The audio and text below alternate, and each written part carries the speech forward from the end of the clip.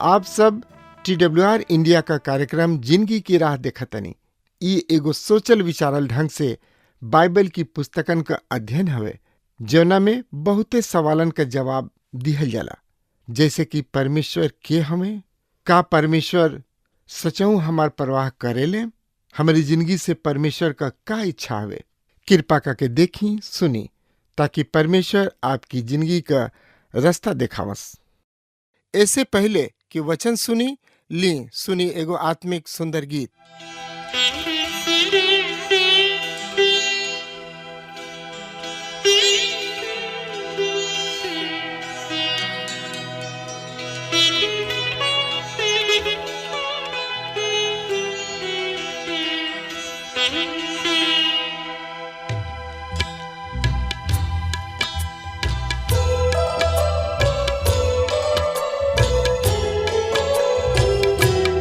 एक दिन खड़ा होए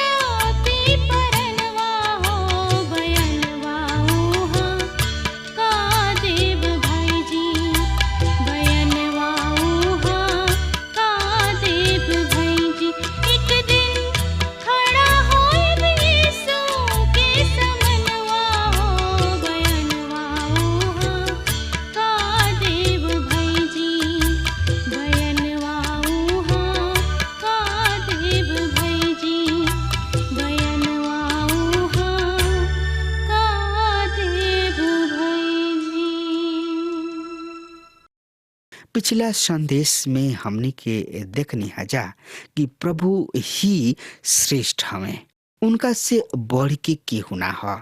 ऊ सबसे उत्तम और सबसे श्रेष्ठ हमें। और इहो देखनी हजा कि प्रभु प्यार करे वाला प्रभु हमें। हमनी के पाप के चलते ऊ कलवरी के क्रूस पर आपन जान दे दिले ताकि हमनी के बच सकी जा।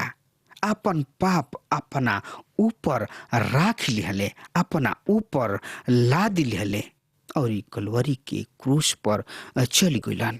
ऐसे प्रभु यीशु मसीह श्रेष्ठ हमें और प्रभु यीशु मसीह ही परमेश्वर हमें और रवा के और हमरा के अपना स्वरूप और अपना समानता में बनौले। जब हमनी के दुख होला, तकलीफ होला, दर्द होला, मुसीबत होला तो उ सब के देखेलन और दुख दर्द के भी उ महसूस करेलन, ताकि ओ सड़क छोड़ के प्रभु यीशु मसीह हमनी के बीच में डेरा डलले, हमनी से बातचीत कैलन, हमनी के दुख और सुख में रहले। इससे सब कुछ जाना ताड़े। उनका से ऐसन कोनो चीज नहीं के कि कुछ छिपल होखे। उ अंतर यामी हमें। रुआ का सोच रहल बानी, रुआ केकरा बारे में का विचार कर रहल बानी, प्रभु यीशु मसीह जाना ताड़े। रुआ ऊपर का विपत्ति आवे वाली बिया और रुआ का करे जा रहल बानी, ये सब कुछ प्रभु यीशु मसीह ही जानेलन। और प्रभु यीशु मसीह दया के धनी हमें, दया के सागर हमें। ओ मुसीबत से, ओ परेशानी से, ओ समस्या से निकाल के चट्टान पर खड़ा करेलन। सिर्फ प्रभु यीशु मसीह ही ये सब काम कर सकताने और केहू नेके कर सकत। याद रखी। और ई संदेश जवन हम रोज सामने देवे जा रहल बानी, ओकरा बारे में हमनी के विचार करे के चाही और समझे के चाही कि सचमुच में प्रभु के ह। हमनी के केकरा के आराधना कर रहल बानी जा। कहीं ऐसन तो नहीं खे कि हमनी के कहीं दूसरा के आराधना तो नहीं जा कर रहल। इस समझे के बा, सोचे के बा, विचारे के बा। तो आजुए यही घड़ी हमनी के आपन पुत्र शास्त्र बाइबल से देखे के बाकी सच्चाई का ह। तो एकरा बारे में समझे, बुझे, सोचे, विचारे खातिर रुआ आपन पवित्र शास्त्र बाइबल निकाल ली, जौन की परमेश्वर के आत्मा के द्वारा से ई पवित्र शास्त्र लिखल गइल बा। पवित्र शास्त्र रुआ निकाल ली। इब्रानी के पत्री 4 अध्याय के 14 पद एह तरी से बता रहल बा। सुनि ध्यान से।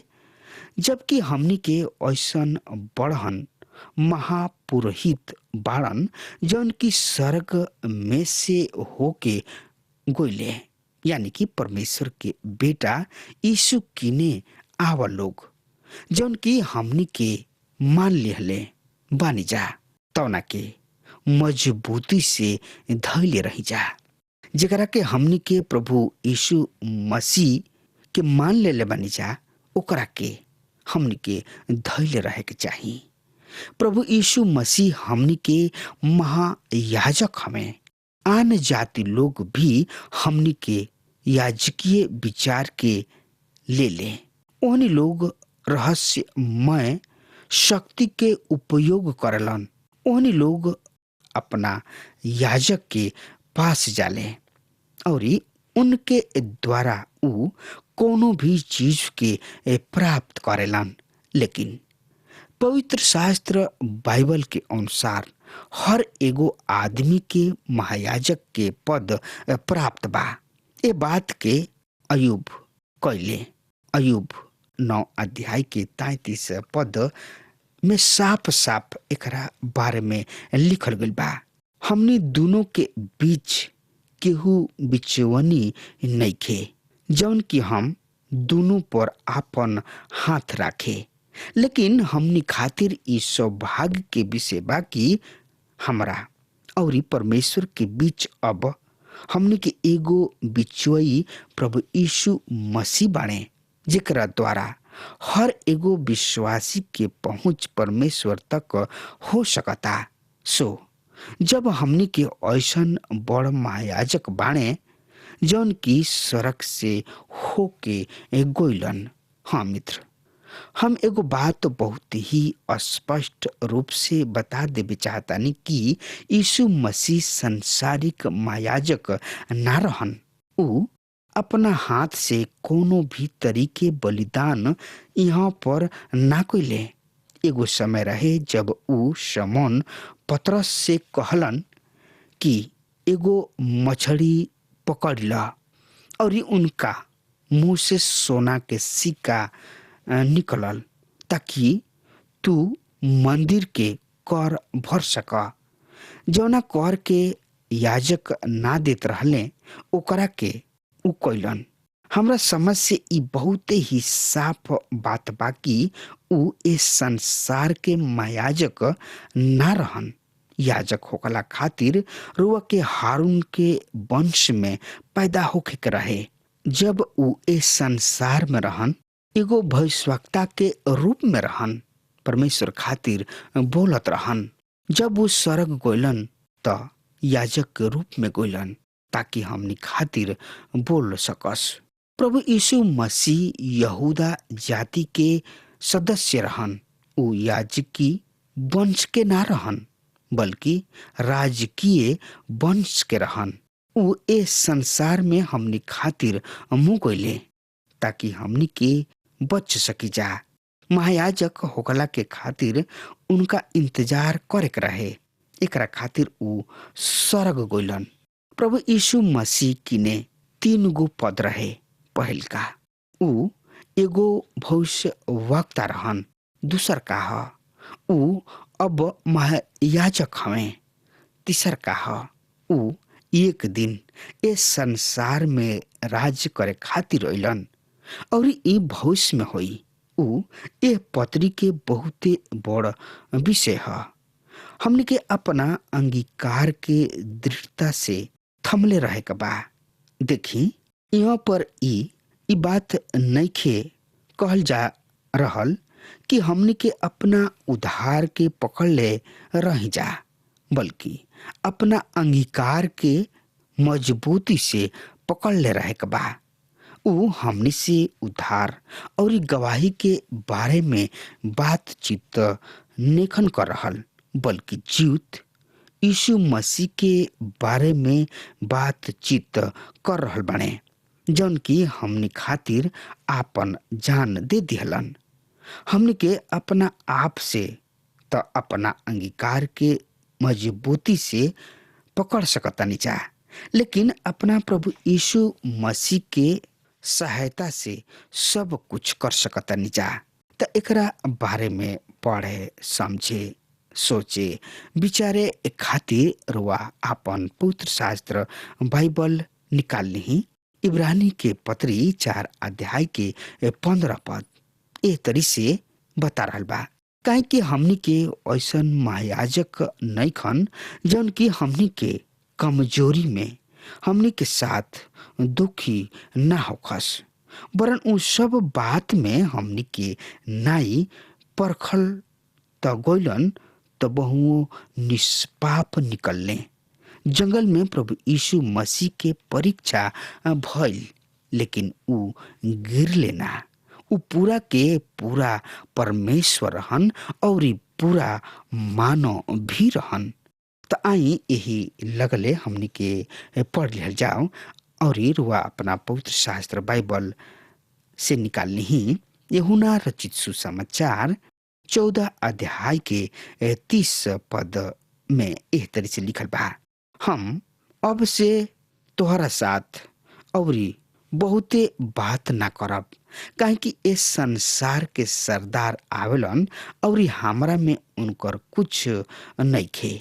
प्रभु यीशु मसीह हर एगो परीक्षा में से होके गुजरले, वो जानत रहन कि हम कैसन महसूस करतानी। हमने किने ऐसन महायाजक बाणे जौन की हमने के बढ़िया तरी से समझ सकताणे। हारून के मृत्यु मूसा के मृत्यु से बहुत ही अधिक महत्वपूर्ण रहे। बहुत से इस्राएली हारून के साथ बढ़ले, उनका साथ खेलले, उन्हीं लोग के साथ जंगल में गोलन। हारून उन्हीं लोग के जानत रहन, उन्हीं लोग के साथ सहानुभूति प्रकट कर सकत रहन, काहे कि उन्हीं लोग के खूब बढ़िया तरी जानत रहन। वही तरी से हमनी किने भी ऐसन महायाजक बाणे जौन की हमनी खातिर उपलब्ध बाणे। इब्रानी के पत्री 4 अध्याय के 16 पद में लिखल बा, और हमनी के भरोसा के संगे अनुग्रह के सिंहासन किने आई जा कि हमनी पर दया होखे और अनुग्रह पाई जा कि जरूरत पड़ला के समय हमनी के मदद मिले। ऐसे आवा परमेश्वर के सिंहासन के निकट हियाव बांध के चली जा कि हमनी पर दया होके और ऊ अनुग्रह पावे, जौन की आवश्यकता के समय हमनी के सहायता मदद करस। ऐसे आवा परमेश्वर के सिंहासन के सामने हमनी के प्रभु यीशु मसीह से स्वतंत्रता पूर्वक बात कर सकतानी। हम परमेश्वर के अपना जिंदगी के ओह बात के बता सकतानी जौन की रुआ के नहीं बता सकत। ऊ हमनी के बढ़िया तरी समझेलन, बुझेलन, हमनी के आवश्यकता के जानबो भी करेलन। हमनी के उनका से बातचीत करे में बहुते आजादी महसूस करी न जा। हम उनका सामने बड़ा ही आदर के साथ आईना आराधना करीना, लेकिन हम बोले खातिर आजाद भी बानी। वो पूरा के पूरा परमेश्वर हमें तथा पूरा के पूरा मानव भी हमें। ऐसे हम अपना दिल के बात के उनका से बता सकता नहीं जा। परमेश्वर के सिंहासन अनुग्रह के सिंहासन और न्याय के भी सिंहासन है। हमने के बहुत ही अनुग्रह के जरूरी बा। त एकरा बारे में और ज्यादा से ज्यादा जानकारी खातिर वा हमरा संगे त सोचे विचारे खातिर वा आपन पवित्र शास्त्र बाइबल निकाल ली और ओहमे देखी तीतुस 3 अध्याय के 5 पद ए तरी से बता रहल बा। सो ऊ हमार उद्धार कोलन और ई धर्म के काम के कारण ना जौन की हमनी के पाप कैनी हजा, पर अपना दया के अनुसार नया जन्म के स्थान और पवित्र आत्मा के हमनी के नया बनौला के द्वारा भइल, जौन की आवश्यकता के समय हमनी के सहायता करे। आई यही लगले हमनी के खाली फिर पढ़ लिया जाओ। भजन संहिता 23 अध्याय के 1 पद में लिखल बा, यह परमेश्वर हमार चरवाहा हमें हमरा कुछौ के घटी ना होई। काहे कि यह परमेश्वर हमनी के चरवाहा हमें। हमनी किने एगो महायाजक बने जकरा किने हमनी के कबहुओ जा सकतानी जा। उनका किने पहुँचे खातिर हमनी के केवल इहे कहनाम बा कि प्रभु हम तोहरा किने आवे चाहतानी, अपना पाप से पछताप करे चाहतानी। रुआ हमरा के पाप के धोके क्षमा कर प्रभु। जौना हालत में हमनी के बानी जा, हमनी के उनका के स्वीकार करे के बा और उनका किने जाए के बा। ऊ रुआ के अपना ही है और राउर महायाजक बन जाइ हैं, राउर सहायक बन जाइ हैं, रक्षक बन जाइ हैं और रोवा के चलई हैं और रोवा के अपना छाती से लगा ली हैं। प्रभु यीशु मसीह जवन हमें ऊ महान हमें, उनका से बढ़ के केहू नहीं के इस संसार में कि हमनी के उनकर स्तुति, उनकर प्रशंसा, ओकर बड़ाई करी जा। सिर्फ प्रभु यीशु मसीह ही हमें जौना के कि हमनी के स्तुति, प्रशंसा, बड़ाई कर सकतनी जा। इस संदेश में हमनी के देखनी है जा कि प्रभु यीशु मसीह कतना महान बाड़े, उ रक्षक हमें। अभी हम भी हमनी के पढ़नी है जा कि यहोवा परमेश्वर हमनी के चरवाहा हमें, हमनी के कुछ घटी ना होई, काहे कि प्रभु यीशु मसीह महान हमें। ऐसे उनका किने हमनी के जाए के बा, हमनी के उनका किने कहे के बा, प्रभु हमनी के पाप के क्षमा कर, और पाप के क्षमा करके रुआ के छाती से लगा ली है। अगर हमार बात पहुंच रहल बा तो आज वे यही घड़ी प्रभु यीशु मसीह किने आई और उनका के आपन चरवाहा मान ली, आपन रक्षक मान ली, उनका के उद्धारकर्ता मान ली। पवित्र शास्त्र बाइबल में लिखल बा कि प्रभु यीशु मसीह के चक के तो देख कि ऊ कतना भला हवे। प्रभु यीशु मसीह कहेलन कि आपन मुंह पसार, हम ओकरा के भर देब। हमनी के बस प्रभु यीशु मसीह से मांगे के बा अपना आवश्यकता के ये चीज के। प्रभु हर एक आवश्यकता के पूरा करी है, काहे कि प्रभु किने भंडार बा, हर एक चीज के परिपूर्णता बा उनका में। ऐसे प्रभु यीशु मसीह किने आइल तनकियो मत भुलाई। अब हमार समय खत्म हो रहा बा, तब तक खातिर रुआ हमरा के आज्ञा दी। परमेश्वर रुआ के बहुत ही आशीष देस। आमीन। हमके विश्वास बा कि ई कार्यक्रम आप सब खातिर फायदेमंद सिद्ध भइल हुई। हम चाहतनी कि आप सब अपन अपन आशीष हमरों से बांटी। अगर आप सबके लगे बाइबल से चाहे आपकी निजी जिंदगी से क्यों सवाल होके, चाहे क्यों समस्या खातिर प्रार्थना करावे चाहतनी तो हमारी फोन नंबर पर जरूर संपर्क करें। परमेश्वर आप सबके बहुत आशीष प्रदान करें और आज का दिन आप खातिर सुखद बनावे।